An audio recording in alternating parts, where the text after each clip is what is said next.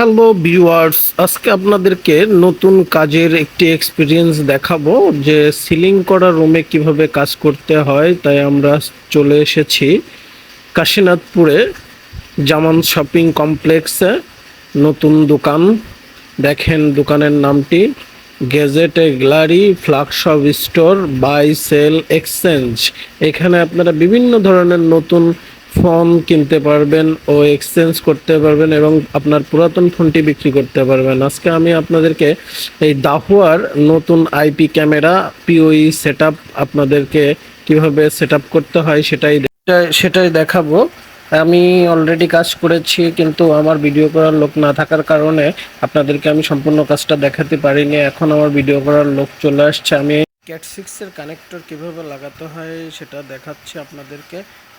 Cat 6 এর 8টি তার থাকে, 8টি তার কিভাবে কোনটা সাজাতে হয়, কোন কালার কিভাবে মেলাতে হয় সেটাই দেখেন। আমার হাতে অনেক সুন্দর করে প্রত্যেকটা তার আমি গুছিয়ে নিয়েছি এবং সোজা করেছি। এখন আমি পাঞ্চ করব। আমি পাঞ্চ করার সিস্টেমটা দেখাবো। প্রত্যেকটা তারের মাথা যেন একদম সমান সমানে থাকে সেটাই দেখেন আপনারা। এই দেখেন আমি কেটে ফেলেছি। এখন আমি কানেক্টরের মধ্যে কানেক্টরটা উল্টা করে ঢুকিয়ে নিব।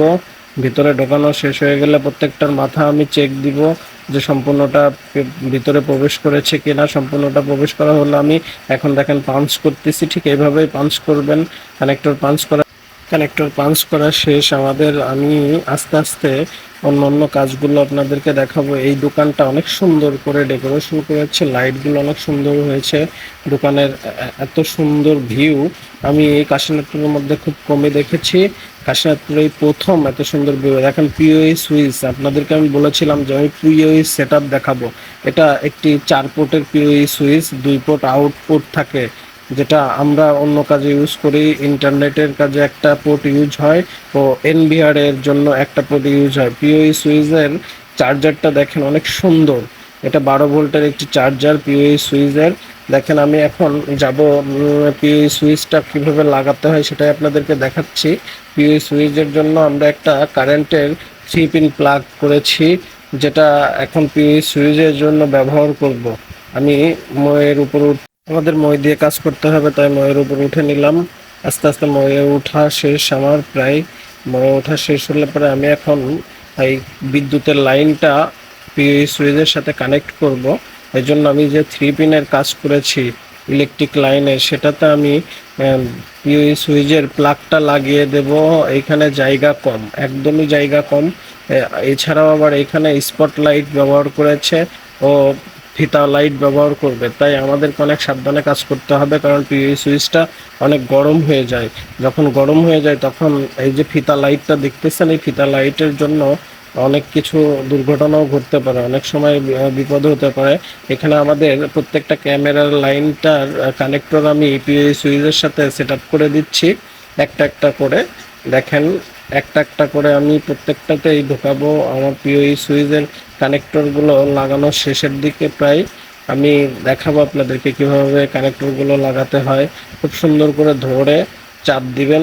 এখানে একটা গাঁত আছে, যেটা কানেক্টরটা লেগে থাকার জন্য গাঁত করা হয়। সেই গাঁতটা অটোমেটিকলি লেগে যাবে। আপনি খালি শুধু পিওই সুইচের কানেক্টরের মাথাটা ভিতরে প্রবেশ করাবেন, অটোমেটিকলি গাঁত লেগে যাবে, যে কোনো আর ফল্ট হবে না। আমি আপনাদেরকে দেখাই, এটা হচ্ছে আমাদের ডিভিআর এর এনবিআর এর লাইন, আর এটা হচ্ছে আমাদের রাউটারের লাইন, যেটাতে এনবিআর অনলাইন করার জন্য ব্যবহার করবো। আমার লাগানো শেষ। আমি ভিতরে আমার হাত মোটার কারণে দিতে পারতেছি না, সজলকে বলতেছি যে তুমি উঠে দাও। আমি আমার খুব কষ্ট হওয়ার কারণে আমি নিচে নেমে যাব এখনই। আপনাদেরকে এখন সজল কিছুটা কাজ দেখাবে, বাকিটা সজল করে আসবে। আমি অনেক ট্রাই করেছি আস্তে আস্তে রাখার জন্য, কিন্তু কোনোভাবেই হচ্ছিল না। আর পিওই সুইচের যে চার্জার লাগানোর যে পোর্ট, একদম চিকন পোর্ট, সেটা অনেক টাইট ছিল। এরকম আমি পাইনি অন্য কোনো চার্জারে এত এত টাইট হওয়ার কারণটা আমি জানি না। আমি যাতে না দেখা যায়, তারটা যাতে না দেখা যায় সেভাবে প্রসেস করতেছি। কিন্তু আমি আগেই বলেছি যে আমার হাতটা অনেক মোটা। দেখেন ঠিক সজল উঠেছে। সজল এখন অনেক সুন্দর করে গুছিয়ে রাখবে, কারণ সজলের হাতটা চিকন ছিল, যে কারণে রাখতে ওর সুবিধা হচ্ছে। আর আমার হাতটা অনেক মোটা ছিল। যে স্পেসটা রাখা হয়েছে সিলিংয়ে, সেই স্পেস অনুযায়ী আমার হাত ভিতরে প্রবেশ করে না। যাই হোক, আমি আপনাদেরকে কিছুটা দেখাতে পেরেছি, এটাই আমার জন্য অনেক কিছু। বাকি কাজ যেগুলো আমি পরিপাটি করে দেখাবো, আর নতুন ভিডিও করার কারণে আমাদের অনেক কিছুই মিস হয়ে যাচ্ছে। আমাদের স্ট্যান্ড নাই, আমাদের লোক নাই, আমরা দুইজন কাজ করি, দুইজনই একসাথে আবার একটু একটু করে ভিডিও করি, যে কারণে আমাদের কাজ প্রায় শেষের দিকে। আমরা এখন সবকিছু গুছিয়ে চলে যাব। ধন্যবাদ আমাদের সাথে থাকার জন্য। সবাই আমাদের ভিডিও দেখবেন এবং লাইক করবেন, শেয়ার করবেন, আর চলে আসবেন HR gadget gallery flux shop store.